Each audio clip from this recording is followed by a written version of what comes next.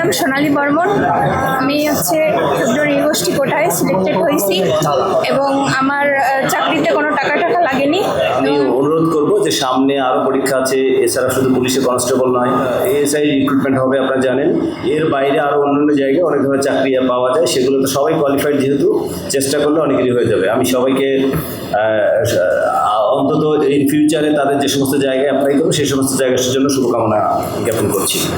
যারা প্রাথমিকভাবে নির্বাচিত হয়েছে আমাদের টোটাল 51 জন, আর আমাদের একজন কোটাতে নির্বাচিত হয়েছেন। আমি তাদের রোল এবং নাম ঘোষণা করছি। শাকিনুল ইসলাম শাকিন, রোল নাম্বার 33100666।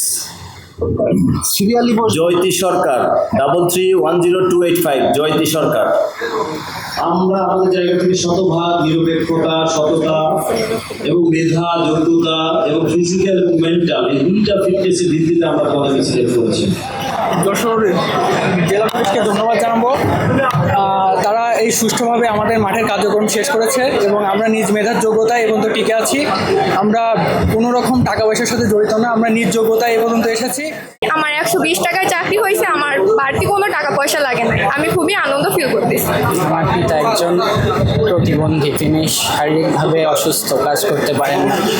আমি এই পর্যন্ত যতদূর এসেছি আমার নিজের যোগ্যতায় এসেছি।